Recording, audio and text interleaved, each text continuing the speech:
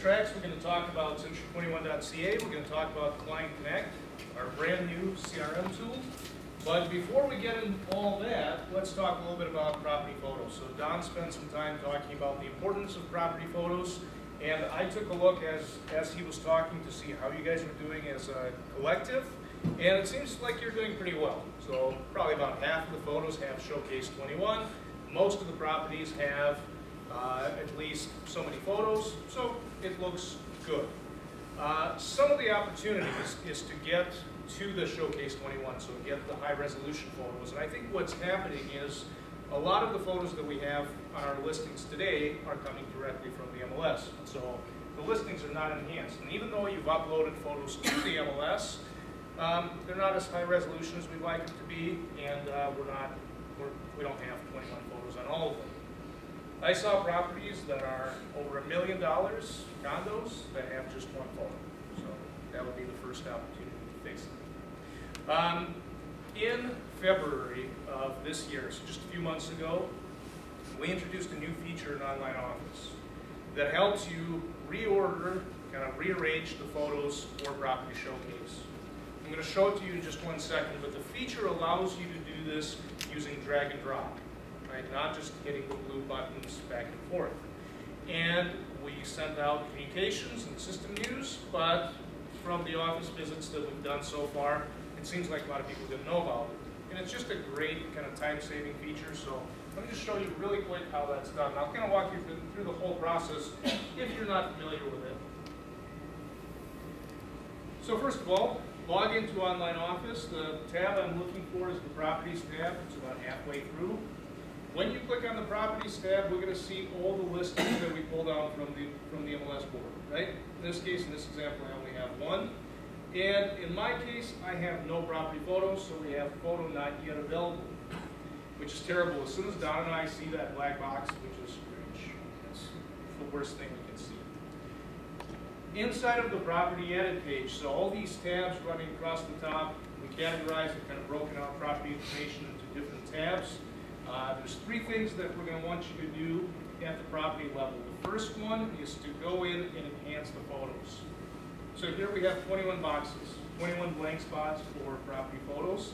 And what I would do is I would click on this Upload Multiple Photos button, right? So we're going to do bulk uploading so you don't have to do one at a time. I have my property photos, excuse me, organized by property address. So in this folder I have 123 Duck Pond Road. And I'm just going to select as many of them as I think I can get. So how about this? Probably going to be 18, right? 15 or so. I'm going to let it upload. Now I could go through and select all 21, but since I can't go over, I'm just going to be careful and select so many. So I did a quick bandwidth test. Bandwidth in this hotel, especially the upload bandwidth, is not great.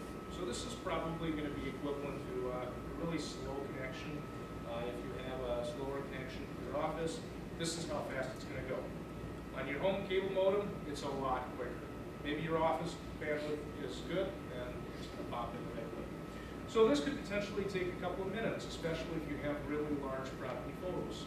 But it's just going to do it itself. So go grab a coffee, go to lunch, whatever it is, just leave it alone. Right? So while it's uploading, we'll just give it a few seconds to pull in here. I'll talk about this drag and drop. So prior to February, prior to when we launched this feature, the only way to kind of move the photos up and down the list was using these move left and move right blue arrows, right? So you would have to click those, and that would move the photo. The challenge with that is if you were to move the photo from position 11 to position 1, you have to click 10 times, right? So that's a lot of clicking. So now we've implemented this drag and drop, and basically what you do is you kind of hover over the gray bar at the top, right? So your cursor will change to the hand. You're going to click, hold, and drag the photo over to the new position. And the gray box is going to indicate that's the placeholder of where the photo is going to end up, right? So in this case, the front shot of the house, we should probably move to position 1. So we're just going to reposition it here, let go, and it's been reordered, and so on, right? So maybe the garage photo, that's going to be our closing photo, so let's move it to position 21, right? And as it's uploading, it'll fix the numbers. Okay, we get the concept? And here, the bar at the top, this is going to say that the property currently does not qualify for Showcase 21. Either some of the photos are missing or some of the photos are not high enough of a resolution. We're looking for 1024 by 768, which is actually not that of a high res to be a high res photo, right? 1024 by 768 is equivalent to 1 megapixel. And frankly, I don't remember when the last time they made a camera that was 1 megapixel or less. Probably in the mid-90s, late 90s, sometime in there. So if you have a camera or a phone, most of the mobile devices are 5 megapixels, 8 megapixels, so they're really crazy. And that's all you need today is just your phone. And if you want beautiful photos, you can move to consumer point and shoot, or I mean, those are getting just fantastic now too, right? Cameras are just technology's moved ahead so far. Anyway, so that's the first step at the property level. The second step is to go back to the General tab and review this description. So we're going to pull it down from the MLS.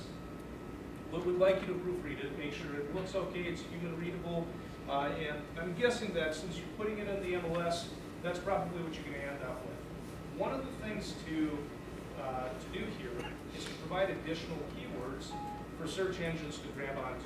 Right? So a little bit of search engine optimization that you can do here. And basically imagine what the consumers would have to search by to end up with this property. So if you're selling a condo in downtown Toronto, put that in the text. Downtown Toronto condo, right? Or condo for sale in downtown Toronto. So things that consumers would possibly type into Google. And this is really, Google is where consumer experience starts with, right? So it's this text box. It's not our page. Statistically, 60% of the traffic comes directly from Google. It ends up on property detail pages. So just if you were going to prioritize your time, that's what I would focus on. I would go and enhance the property pages, merchandise those listings as well as you can. And then consumers drive the neighborhood or see a condo building that they're interested in, and they type something in here, and then we will match it up, and Google will match it up and show it in search results. Okay? The last thing at the property level is the location. Everything we've done, we do on top of the map. So we do what we call a mashup. So we put properties as property markers on top of big maps. And as you can see in this example, we have a marker that appears in the middle of the lake. That happens. That's something that we see. Or a property shows up, I mean, the property address is in Toronto, but it's geocoded to North Dakota. And obviously, not a great consumer experience. So to adjust the position of the property, click, drag, and let go. So click, drag, drop, reposition it. And what we ask for is that you place this marker on top of the rooftop. We call it rooftop geocoding. So when you zoom in, which I'm doing by just double-clicking on the map, then you can grab this marker and actually place it on top of the property. And you'll see this latitude and longitude adjust as we go along. Okay? Those are the three things. Before you leave the property, you need to do two things. One is to verify this MLS data update status. Really important. The system is going to automatically prompt you for this if you forget, but here's what it's all about. Since we're constantly pulling data from the MLS board, we don't want your changes, all the photos that you've uploaded, the location, anything else, to get replaced the next time we pull the data from the board. So you have quite a few options here. We have complete update with photos, without photos, so at least choose the one without photos. If you've updated the description, choose price and status without photos. So you can still maintain the price and the status of the property from the MLS, but everything else is going to be updated from OnlineOffice. Okay? And then just don't forget to save. So I guess 3 main steps and 2 subsequent steps, 5 total. Shouldn't take more than a couple of minutes. We've done this demo in every office, and we take a couple of minutes to run through the process. Okay? So now let's talk about Client Connect. First of all, how many of you have gone in and tried out Client Connect? Only a few. Okay, so we're going to kind of start from the beginning and tell you a little bit about it. And then if we have time, we'll jump into some questions and live examples. First of all, Client Connect is our new CRM system, customer relationship management system that we built specifically for you, specifically for Central 21. We launched it in November of 2011. Since then, we've had a number of major releases. So we're constantly building and constantly releasing new functionality. And it's getting to be really, really good. We've had phenomenal adoption, phenomenal email send through. I'll show you some of the stats at the end. CRM systems just in general are difficult to get started with. They are complicated from the ground up. The reason for that is they try to be really flexible. People use CRM systems quite differently, so they try to build in a lot of features. Right? So if you look at Top Producer, if you look at Exact Contact, if you look at, to some extent, even what we've built, it's intimidating. It's hard to get started with. Top Producer, I would argue, is a little bit more so than anything else. I had my team in the boardroom. We sat around this giant table with 3 projectors trying to figure out how to use Top Producer. We had a really hard time getting started, so then we kind of said, well, if this is what we have to go through, how do we expect, or how do they expect everyone else to figure it out? Because this is what we do for a living. We kind of know how to work this stuff. So, we built a system that facilitates prospecting, marketing, promotion, and relationship management. And I want to emphasize the relationship management part of it because, as Don will tell you in closing, this is a relationship-based business. And if you do nothing more than send out a quick birthday card, right, and a wedding anniversary, and maybe a home anniversary because you know when the closing date happened, then you're keeping in touch with someone 3 times a year. If you're not doing that today, that's 3 additional points of contact with a person that would potentially go away. Relationships deteriorate if you don't keep in touch. So what can you do with Client Connect? I'd like to think actually quite a bit. On the right side, we have some of the materials that you can create with it. Property flyers, greeting cards, newsletters. Corporate publishes a newsletter once a month. Great way to do drip marketing campaigns, right? It's not something you do today. Create a sphere of influence group, which is basically everyone that you dealt with. Put them on a newsletter. Constantly staying in front of them. I call this phenomenon, if you're going to do it over email, you're floating to the top of their inbox, right? Because as they get a prospecting or marketing email from you, they'll sometimes either just ignore it, mark it as read, or delete it, right? If it doesn't have it, maybe they'll read through it and do the same thing, right? But if you're dripping to them constantly, you're staying at the top of their inbox. So if they wanted to do something, if they're ready to transact, now they can find your email and your contact information. We have tons of different letters, both email and print, 400 pieces altogether. We have 150 coming more. Content creation is done at the corporate level. So Century 21 corporate trainers, marketing staff, admin staff, they create all the communication letters. WordLib doesn't get into the business of creating this content. We build the tools. So people that teach the course Create 21, people that do help, they're the ones that are coming up with this content. So this is really, really valuable and direct to what you guys can do today. Over 80 different holiday cards. Different holidays, we've got Chinese New Year, we've got different languages coming very shortly, so constantly adding additional content. Obviously, this is a big one, birthdays and anniversaries. We've got something like 6 or 8 different birthday card designs, different look and feels, so you pick whatever you like. You can configure the system and preferences to default to a specific design, a specific layout of how this card is going to look. We talked about newsletters, property flyers. You've been able to do that for a while. We made it a little easier. In web marketing, do any of you do Kijiji advertising? Yes? Okay. We have 2 templates, one for Kijiji, one for Craigslist. Actually, 2 of each, I believe, if my memory serves me right.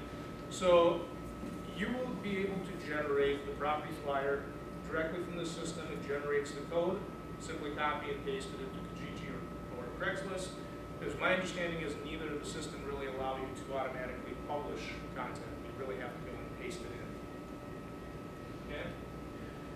Contact management. So this is the C in CRM, right? Contacts. And systems either succeed or fail based on their contact management. And I think we've done a pretty good job with it. We allow you to import essentially from any source, including some social media connections. You can pull in all of your Facebook friends. Now, the first question that usually comes up when you go in and do this is you'll notice that we did not get certain pieces of information from Facebook. So the email address didn't come through, the physical address didn't come through, and you usually say, well, either something is wrong or what am I supposed to do with this data? The reality is Facebook will not give us any of that private information. And it's actually not us, they just don't distribute it. Right? They used to, then they closed it off. And that's okay. So then the question is, what are you supposed to do with information without contact fields, right? There's a couple of things you can do. First of all, let's talk about what we do get. First name, last name, profile photo, which is kind of cool. We get their birth date, very important. Anniversary date, very important. And then we get a couple more fields like the spouse name, relationship status, if they're married or not, and so on, right? So, let's say someone's birthday is coming up. Let's say Don's birthday is coming up in the next 2 weeks. The birth date is going to show up on my calendar, right? It's going to show me that it's there's an appointment. It's also going to come up on my activity center in the list of appointments that are coming. So from there, it's going to ask me, do you want to send a greeting card to that person? We default to email greeting. Okay, but I have a problem. I don't have Don's email address because he came from Facebook. So what am I going to do? Well, one, I can go to Facebook and I can direct message him, right? Two, I can go to Facebook and I can post a message on his wall, right? Now, if you go to Facebook every day, Facebook is going to tell you the same thing, but I don't, and I'm a techie, and I'm not on Facebook every day. The other thing you can do is actually ask that person for an email address. Okay, I see your birthday's coming out, would you mind if I send you a greeting card, right? And chances are, they'll give you their email address. The other thing you can do is combine the data from different sources. So we get the data from Facebook, but likely you have at least some of those people in another file. Maybe it's an Outlook, maybe it's in your Google Gmail, top producer, whatever the system that you use today. I'm guessing that most of you have some kind of a contact database, or phone list, or some kind of a black hole business, right? So you can combine that data, and through contact merge process, you can kind of combine all the fields, and now you have a record that has the name, address, phone number, and a profile photo. So if you sync it to your mobile device, the photo comes down to the mobile device, right? And you can have additional information like the birthday, the spouse name, all that stuff comes up in OnlineOffice when you access that contact. So it's pretty cool. Okay, let's talk about searching. So you want to be able to find people. There are two ways to do it. One is what we call a quick search. You type in someone's name, Andrea in this case, hit enter, all the names, or all the contacts with Andrea, the first, last name, company address will come up. Okay? The other way to search is if you don't know who you're looking for. Let's say you wanted to find all contacts and put them into a group. Maybe it's based on a category. People that are going to close, people that are active sellers, people that are past buyers, right? You can search by essentially any contact field in the system, and you can say, show me anyone who is an active seller. We use this tag system, which is essentially a category, right? So you can go and tag people with a specific tag. You can make up your own tags, make up as many of them as you want, but we have some predefined in the system. So active sellers is one of those tags. It's going to show you everyone that matches that.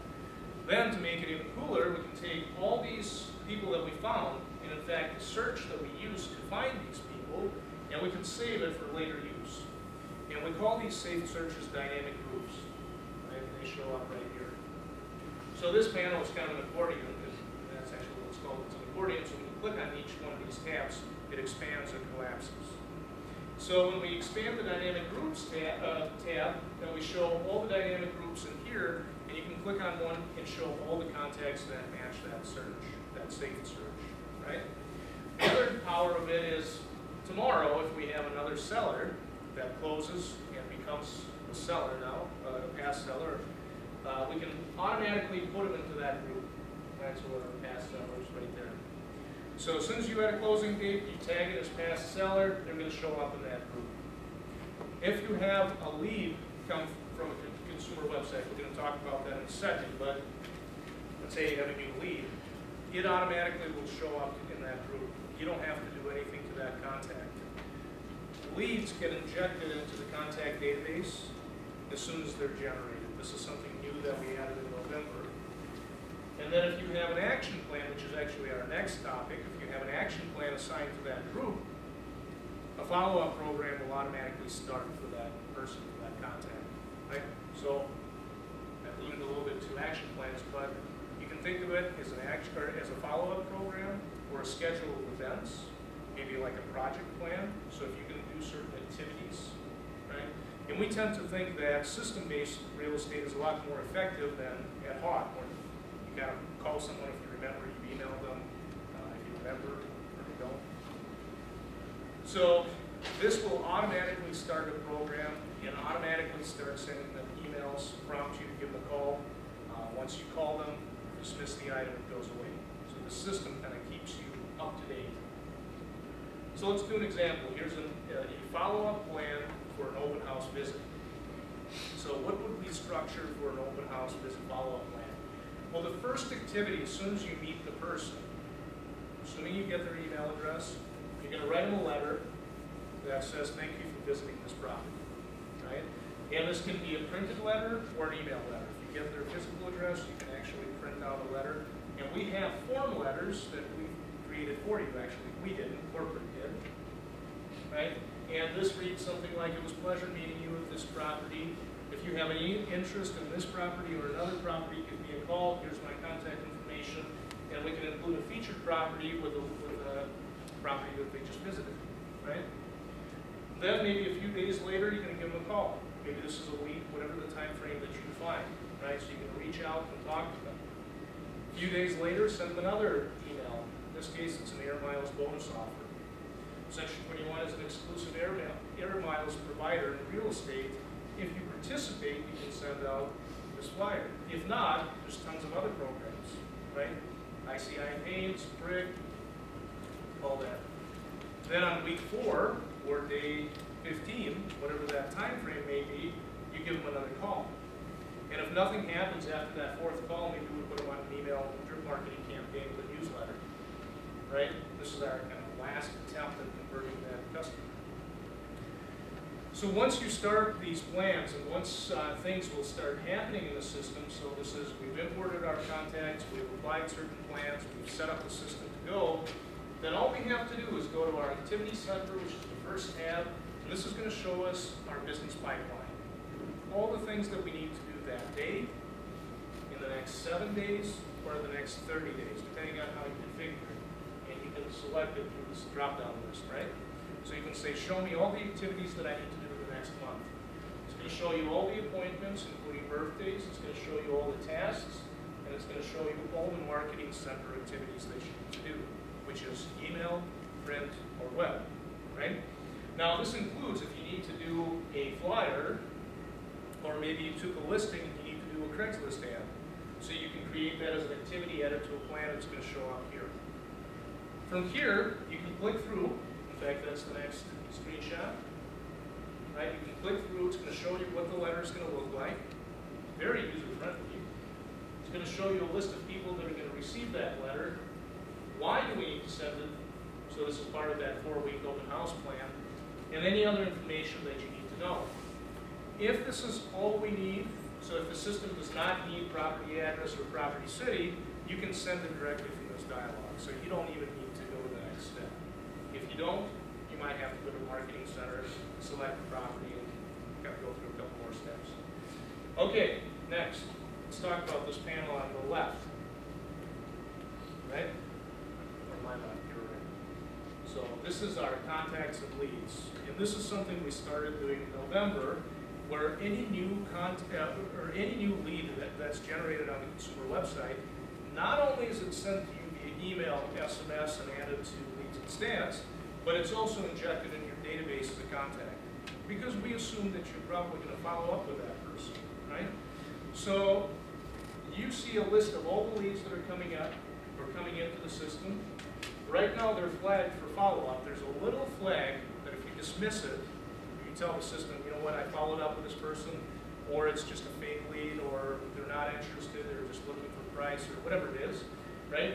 Then you can dismiss it, and that line goes away.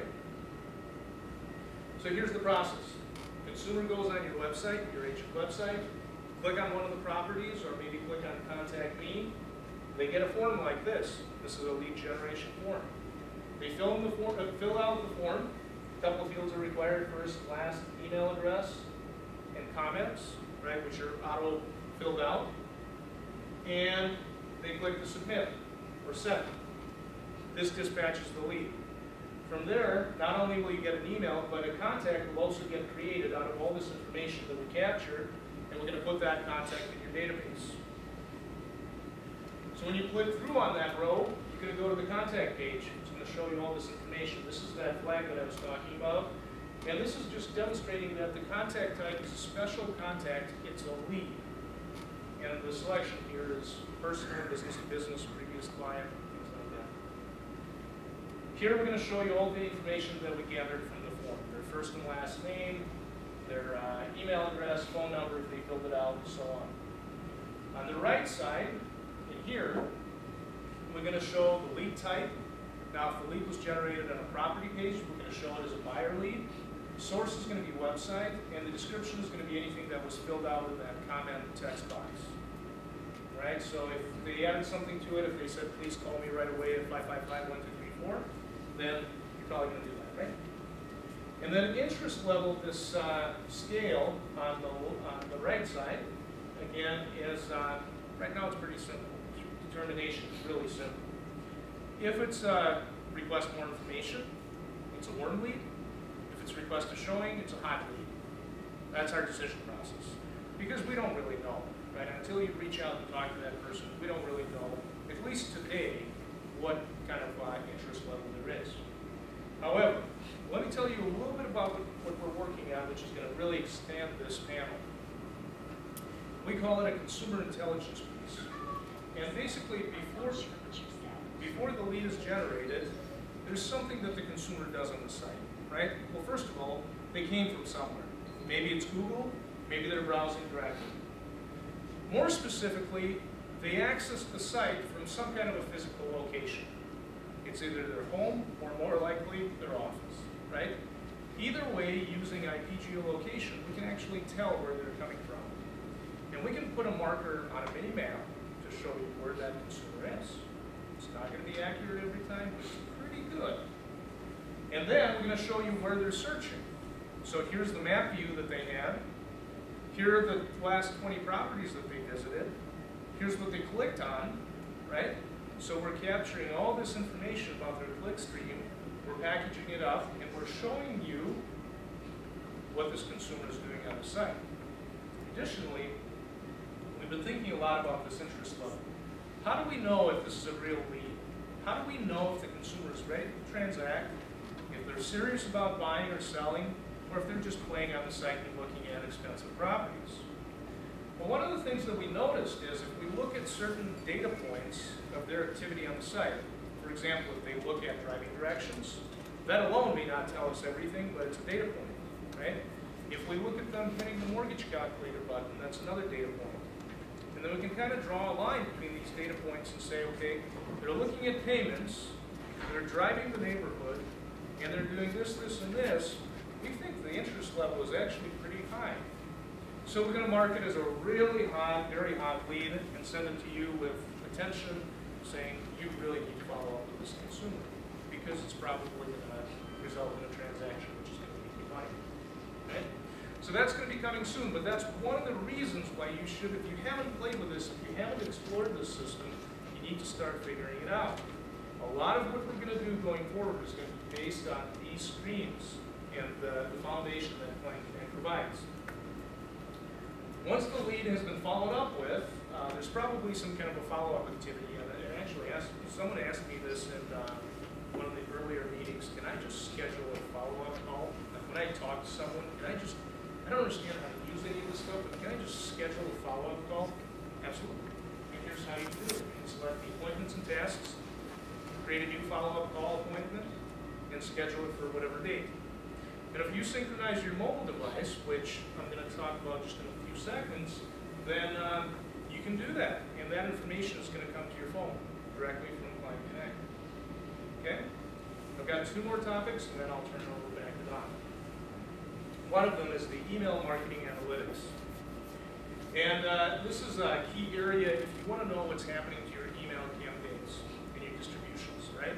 So you send out just listed flyer over email, you send just sold, or maybe an open house invitation. You want to see how many people are opening those emails, and if they're doing anything with them, like clicking through or unsubscribing. So we have all that information at your fingertips. This is an aggregated panel, so it's going to show you your total open rate.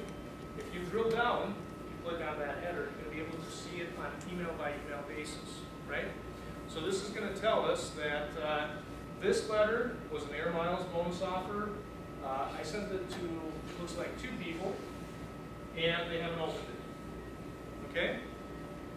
And not only did they not open it, they didn't click on it, and they didn't unsubscribe, so nothing happened to it. So maybe it was caught by a spam filter, or maybe they just ignored it. Right? And then I can click on the recipients tab, and I can see exactly what's happening with those individual recipients.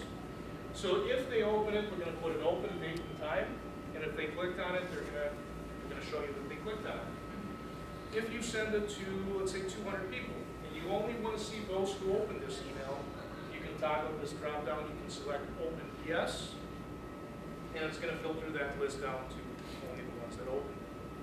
Okay? One last point, and I touched on it briefly, but it's mobile device synchronization.